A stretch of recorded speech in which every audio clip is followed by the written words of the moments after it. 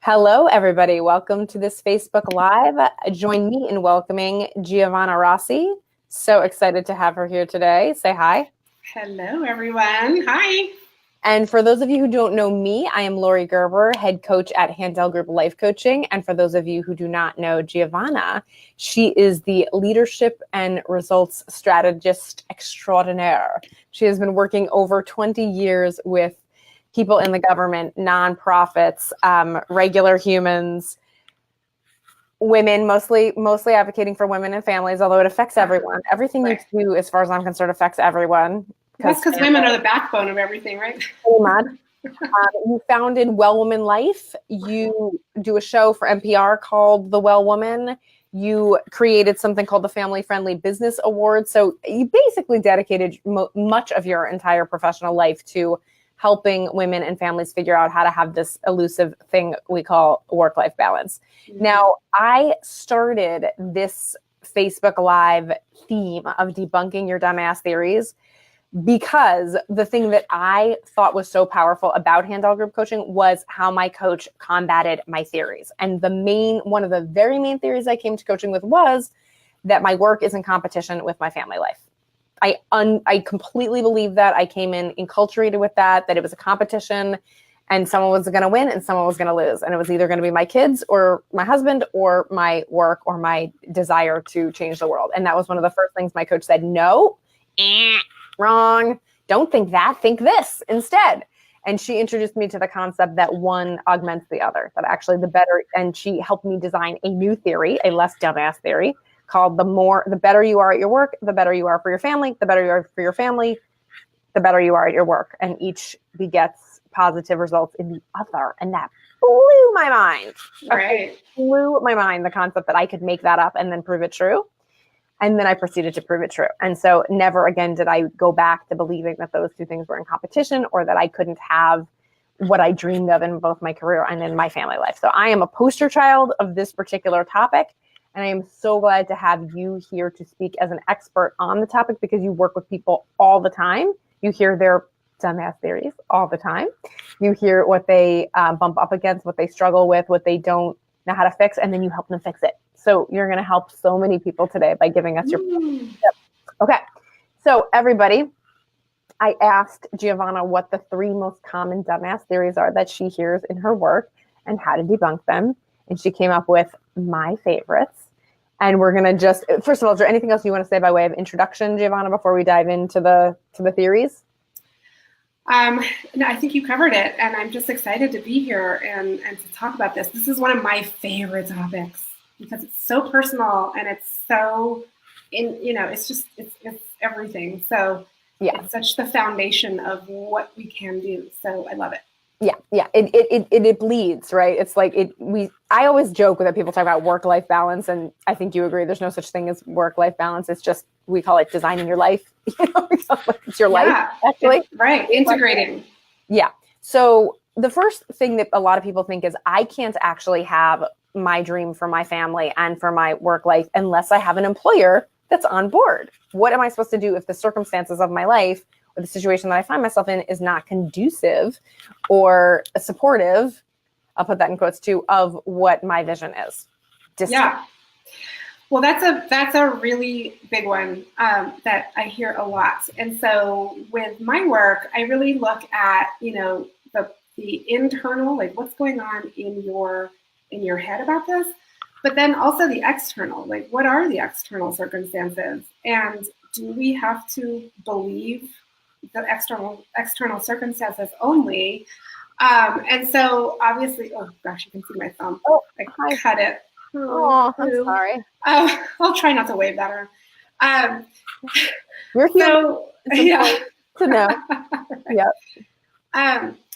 So the external circumstances of your employer is that's a reality, right? That people have that can be used as an excuse, like, oh, I can't do this.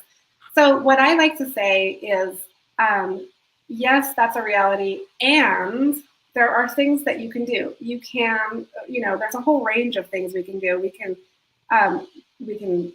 arm ourselves with tools to go talk to our employer, change our employment situation, And that, there's varying degrees of difficulty with that or challenges.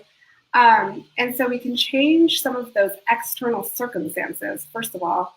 And part of doing that is really understanding that you have the power to do that. And that's some of the internal work, right? Right. So it's really, the first step is like awareness, like really questioning, how is this circumstance really impacting me? And what are the challenges and barriers to changing that? Well, and then, yeah. Do you find that most people make assumptions about what they can and can't do in their work without actually asking? A lot of times that is the case, because people are used to, we've been socialized to behave and think in certain ways. And usually employers and employee situations are very hierarchical, and we're used to having a boss who can tell us yes or no to certain things. And so I think the first thing is, find out what are the policies in place at work. And sometimes just by opening up the conversation, there's room for flexibility, especially as we see more and more women and men who really want to integrate work and life and everything and family in those decision-making roles. And then what's the most effective way you have found of helping people start that conversation? Because I'm sure a lot of people, they might know what they want. They might have just sort of like what would make them happy and what would make them really happy. Like what would make them really happy is total flexibility on where they work. What would make them a little bit happy is, every other Friday from home or whatever. But they wouldn't even know how to start the conversation. Right. Well, there are different levels of that. And one, if we're talking about actually, first of all, deciding what would make you happy, that's a whole conversation that you have to have with yourself, right? And like you said, is it every other Friday? Is it what is that flexibility that would make you and your quality of life really so much better? Once you've got that down and you sort of know where you are, that's the awareness piece. Then taking action is really about going and talking to your employer and finding out, what is it that they can offer you and what can you offer them? That's really what is interesting. It's a relationship, right? Like if I can guarantee, it's like a little, I'll do this for you and you do this for me. And in my work in creating the Family Friendly Business Award, I talk to a lot of employers about what policies they offer and, try to encourage them to offer more flexibility. And I get some pushback from them, and it's a real interesting conversation. But as the employee, if you can have the conversation in a way that makes your employer feel like they're still getting what they need from you, and actually have your employer still get what they need from you. Yeah.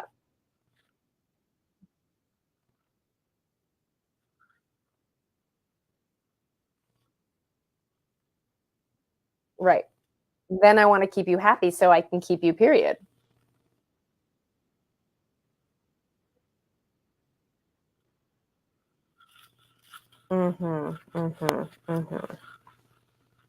Okay, I lost you at the more employers that are realizing that. They are providing more flexibility because they see that it actually helps them with their bottom line, right? More productivity, more loyalty from their employees, reduces turnover. They don't have to train so many new people. We all know that that's really hard. And what are the 3 asks that employers tend to easily say yes to? The 3 easiest asks that you have helped people ask for or helped employers say yes to? That's a good one. I think probably starting with flexibility and moving into paid leave. It depends on what you want, right? But definitely sort of the telecommuting flexibility conversation seems to be the lowest hanging fruit. Like, let's start there. Yep. Can I work from home on Fridays kind of thing? And really helping your employer create those systems that will help you do that. Exactly. So going to them with a solution instead of just going and saying, I need this, Right. otherwise, So I think to answer your question, definitely flexibility, definitely helping them with the systems. And then I would say maybe third, you start talking about more time off or more vacation or maternity leave or those kinds of things. Right. I remember, just to your point earlier, when my coach first taught me this concept of present a plan, present a solution, offer something first, put forth a vision before you start asking for resources. And I thought that was so brilliant and so obvious, except not that intuitive as a selfish person. It was, and it's an amazing, the different response you get from an employer on all things. If you just say, this is my plan for the year, this is my strategy for that project, this is what I really want to produce in February, this is something I'm really working on. Whenever you go with a positive attitude, with a creative attitude, with something that you've designed and you're showing your boss, hey, this is what I'm going to do, it changes the dynamic. You go we call it one-to-one. You go one-to-one with your boss, and your boss feels supported and partnered with and appreciative, and like they can actually take some micromanagement off of you, because you're going to self-start and you're going to cause something. Yeah, exactly. It's showing up as a leader, right? In your own individual self as a leader, and showing up as a leader instead of a bystander, right? Like, instead of being like, I'm observing that you don't offer anything that I want, what are you going to do about it? Right. It's more like, let me take this leadership role and step into that and be really present with that, and then offer some solutions. Absolutely. We call that weather reporter versus author. The weather reporter is the observer, like, I notice it's raining hard in April. And the author's like, hey, I see a problem and I have a solution. And this is good for everyone. Right. And then knowing when you're doing the observing or the weather reporting and being able to kind of more automatically transition into action is really where the work is, right? That's a practice. Yes, exactly. I practice that every day and find that I still need to practice it every day, even though I've learned and used this many, many times. Okay. Yeah. So, by the way, folks who are watching or listening at home, feel free to send in a question, make a comment, tell us where you are right now. Giovanna, where are you, by the way? I'm in beautiful New Mexico, in the Southwest. Yeah, it's beautiful, blue skies, very chilly weather outside, but still sun shining. It's just gorgeous. Enjoy. My in-laws are there, and I love it there. Oh, they are? I'm in New York, which is always exciting weather of all kinds. Okay. All right. So, was there anything else you wanted to say on the topic of what if my employer is not on board before we move on to duoholism? Well, I think we've covered quite a bit, but there's always the situation where it's just really, really difficult and like nothing seems to work. So just start small. Be gentle with yourself first, right? And start small so that you can have some small success. Yeah. So it might not be the big Friday off every other week or whatever you wanted. It might be a much smaller thing, like, can I come in at 9:30 instead of 9? Right. On, a particular. So just start small so that you can have a small win. Right.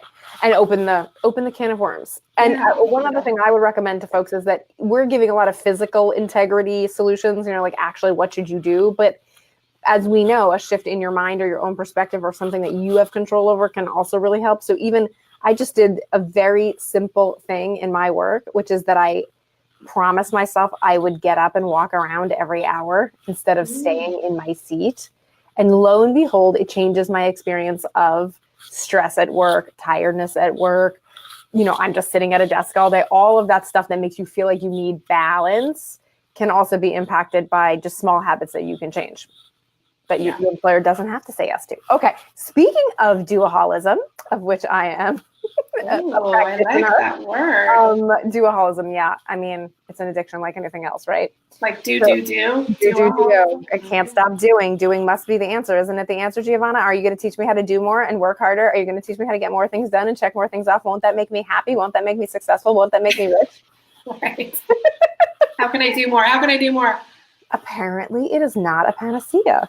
Mm-hmm. So can you please debunk the dumbass theory that that doing more is the answer to having more or having more balance, please?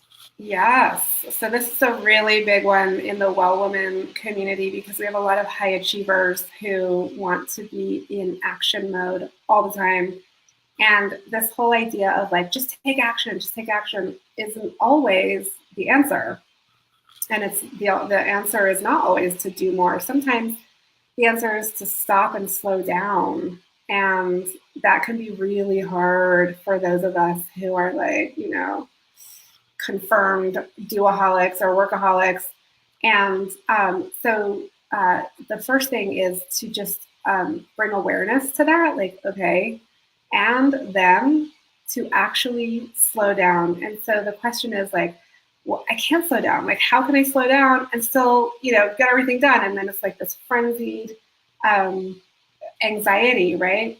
And so what I say is, when you stop pushing and hunting and forcing and fighting and, do, that mentality, things start to flow, right?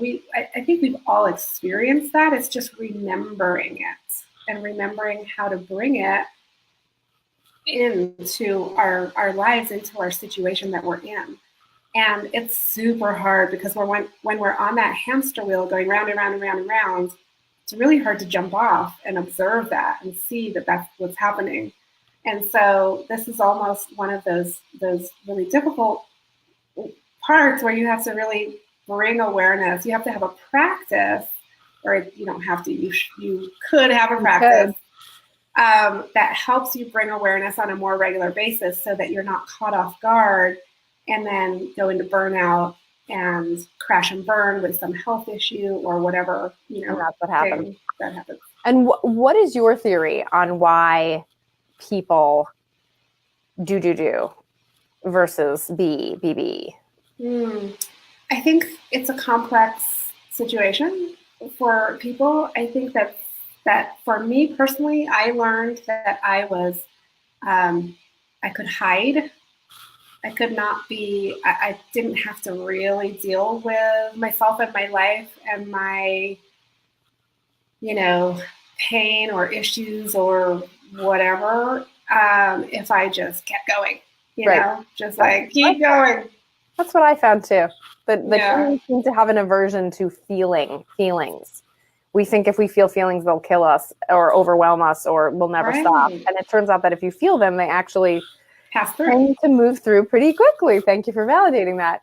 Yeah. And then we become actually way more available and way more cogent and way more present and way more collegial and way more everything good for productivity. And there's less necessity for fear, right? We can act and speak and do from a place of love and openness and receptivity, as opposed to closed and fearful and anxious. Right. And when you have that, it's such a relief. It's like a release, right? Like, oh, I don't have to hide or be fearful anymore because I can just be. But that transition, it can be kind of hard, right? And I'm sure that's what you work on with people all the time. Exactly. Now you're talking about emotional and spiritual integrity, not just physical integrity. I just want to share that I am a recovering doaholic. I love the rush of adrenaline, or I have loved it. And at a certain point, I did hit that wall and started to have health issues, which I think is often what happens when you don't have your own enough of your own awareness. You are granted awareness in certain other forms. And I was granted this awareness that I had to, take stock and slow down. And I made a lot of changes, a lot. I mean, there was a lot of work to do in terms of telling more of the truth, feeling my feelings, spiritual work, dreaming, all kinds of interesting work that I then could engage in. But one of the things I promised myself was that I would catch myself if I was running on adrenaline. And now I know. Now I literally know what the feeling is on adrenaline, and I know what the feeling is not on adrenaline. And I can name it, I can own it, I can call it out, and I have a little consequence for myself. I don't know if you know about Handel Group's love of artificial consequences, but my consequence, if I catch myself running on adrenaline, is that I have to putter for 10 minutes. Oh, And let that's me tell you, hard. right? It's exactly what you're saying. That everything in me thinks that is the worst waste of time ever and such a bad idea to slow down and just hang out with myself and hang out with my thoughts and hang out with my room and the world around me and just see what happens. And that, first of all, I'm so very afraid of that. It makes me not run on adrenaline anymore. It makes me schedule my time much more intelligently and deal with my life more intelligently. But if I do, I have this wonderful way to reground myself in myself. Yeah. So in the Well Woman Life framework that I developed, I talk about that, but in terms of instead of a consequence, it's more of a part of the cycle. Like you naturally need to go into what I call linger, like just linger, which is putter, right? Like just be still and be with yourself. And I love that you build this in as a consequence because it's very specific for you and like you need that for your goals. Yeah. And so, but in the Well Woman framework, we use this stage, which is called lingering, in order to really find that that presence and that balance and the intuition and the inner knowing. And I have women say to me all the time, well, you know, looking at their watch, kind of like, when is this lingering going to be over? Can we move on? You know? And I'm like, okay, if you're wanting to move on, you're probably not ready to move on. Like it's, you know, you need to hang out there a little longer. Yeah. And we call it loving your leash. When you love your leash, you don't need it anymore. When you love your linger, there you go. Then you can move on. Yeah, and there are some really specific concrete activities you can do if you're a doer in that linger or putter stage. Please share. Right. I know we have doaholics listening. I know it. I know I'm not alone. Well, and I'd be interested to know what you do when you're puttering. But I know for me, it's journaling, it's meditating, it's cooking, it's any of those meditative activities. If you really just can't sit still and just do absolutely nothing, you can still do a meditative activity and not have to have a product at the end. That's the key, right? It's like just to linger with it and enjoy it and be with it. Those are among my favorites, the ones that you listed. Thank you. Anything else you want to say about doaholism or that theory of doing more gets you more? I would just say that if you can bring awareness to get off the hamster wheel, slow down and get into that linger phase and do some of those meditative activities, you will find your inner knowledge. You know what's there. Yeah. It never goes away, and it's always there. You have it. You have the power in you already to go to the next stage, and it will come. It might take some patience, but slowing down will actually get you further. Amazing. Okay. Interesting new theory to try on, folks. Try it at home and see what you can prove. Last and final theory, which I also completely shared, which is that there's certain things you can delegate and certain things you cannot delegate. Some things are okay to delegate, some things are not okay to delegate. And that was part of especially with my first child. I now have 3, and I'm much more comfortable delegating some of my maternal duties. But at the time, I thought if I'm not full-time caring for this kid, I'm being a crappy mother. But meanwhile, all I wanted to do was build a business and go out and help the world and make a difference and be the kind of kid my kid would look up to, be the kind of person my kid would look up to. And so I was really in conflict because I didn't know what I could delegate. I didn't think I could. And I think my husband actually has the same thing, interestingly. Like, he doesn't want to delegate fixing the roof or the boiler. Like, he's like, those are my jobs, and there's some invalidation if he doesn't do them. So please speak to that. Okay. Well, you've just brought up one of my favorite topics, which is internalized sexism, right? Really. I mean, that's what we're talking about. And this is something that has happened over decades and decades over time. It's not just women, it's men too. So women internalize this idea that we're valued based on 2 things, how we look and how we nurture. And men are valued on lots of other things that we won't get into here, but you just talked about it with your husband's example. But for women, we really need to be aware of this idea that we really have been valued by the way we look and the way we nurture. And so taking the idea that our value is based on how and whether we nurture and how well we do it. Do we have children? Do we take care of them? Do we cook? Do we clean? Are we a good, mom and wife and all of those? Those roles are so heavily ingrained in our culture, in our society, and in the expectations that people put on us and that we put on ourselves, that we really have to stop and question those and say, as a woman in this day and age, do I need to really be part of that game anymore? No, I don't. So I want to be a nurturer. Unsubscribe. Right. I unsubscribe from that part of the culture. Not doing that anymore. So, if you want to be a nurturer, and this doesn't mean that all women, are moms or want to be moms. A lot of us are taking care of aging relatives, pets. But we're nurturing something somewhere, usually at some point.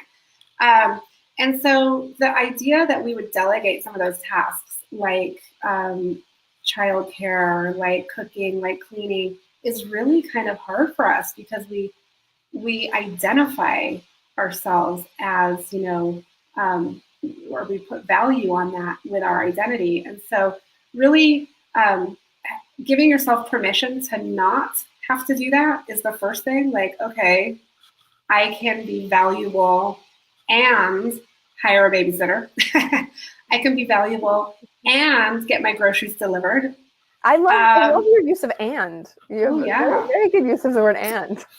Yeah. So there are ways to do this where you can delegate some of those tasks, but it really takes giving yourself permission and being okay with that. Yeah, and I think to help that, also articulating what you value, like what you actually, how you want to bring value. Because one of the things I realized, or a theory I actually debunked and then changed, I changed the theory too. The better I do at fulfilling my career dreams, the better I am at being a parent. But the most important thing for me as a parent is to demonstrate and model having a great love life with their father and having a great career that makes me happy, because that's my life. That's most of what my life is made up of. And if I can model that, I'm giving the greatest gift to them, more than time will ever gift them, more than an amount of time will ever gift them. And that was hugely freeing. Yes, because absolutely. And we know that. Yeah, we know from research, we know that children who see their moms are fulfilled. Not to say your mom, not to say you have to be career driven and you have to go and work outside the home and all that.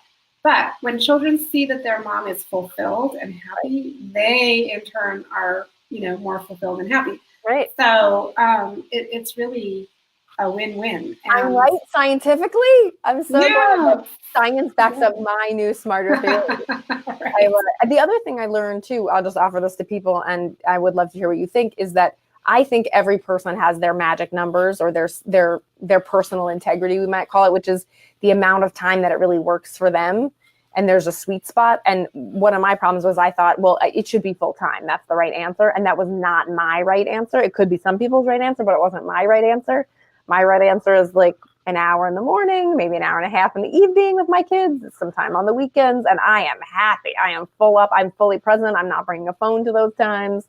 But, there's work to be done to figure out what your truth is. And first of all, what you value and what values you want to pass on, but then also literally, how do you want to design your time? And question, do you have to do the dishes? Maybe someone else can do the dishes and you can sit on the floor with your kid for half an hour of undivided attention, and then you feel so much better that no extra time was spent. You just reorganized how time was handled. Yeah, I think that's such a good point. And I think that women, we go from one end of the spectrum to another, right? So some are dealing with those kinds of examples of like, do I really need to be the person that does the dishes all the time? And also, we also need to question, do I need to be that breadwinner who works 60, 80 hours a week? Okay, if the answer is yes, but it doesn't have to be at all. Right. And I I quit my high pressure, crazy job like that, in order to be able to build my business and be a mom who could, walk her kids to school and maybe make a smoothie at 2 in the afternoon in the kitchen. It's just these different things, decisions about where your priorities are and what would really increase your quality of life. Beautiful. It's such a personal choice. That's why we call it personal integrity. Thank you for giving us lots of ways to think about it, ideas, practical solutions. What's the thing you're most excited about right now in the work that you're doing, and how can people find out more? Ooh. Okay. I'm super excited about supporting women to really live into what they want to do in the world. And you can go to wellwomanlife.com/quiz to take this little quiz that tells you where you are in the Well Woman life cycle, so that you can start using some of these tools that we talked about today in order to move through that cycle and get off the hamster wheel and really create more spaciousness in your life and create that integration that we're talking about. Wellwomanlife.com, is that correct? Yeah. Wellwomanlife.com. Okay, great. It'll also be in the notes, I'm sure. Folks, speaking of quizzes, if you want to take the Handel Group Current Reality Quiz, that's a very different kind of quiz that will help you assess what areas of your life are in balance or out of balance in terms of just looking at all the different areas of life. It's kind of fun, kind of cheeky. You can do that as well. It's in our comments. And if you are interested in finding out more about Handel Group life coaching options, our digital options, there's that link. Fabulous. We have digital options. We have obviously one-on-one coaching options, lots of different things. We give 30-minute free phone consultations. So if you hit the link right there in the comments for a free consultation, you can schedule one with us. And we look forward to seeing more comments here on the thread as this stays up. You can come back to it and watch it again later if you missed anything. And hopefully everybody has at least rattled, if not shaken and completely debunked some negative theory they have about work-life balance. And I don't know about you, but I feel more grounded and peaceful and spacious just talking to you, Giovanna. So thank you. Yeah, you're very calming. Okay. All right, everybody. Have a great day. We'll see you next time. Bye. Appreciate your thumbs.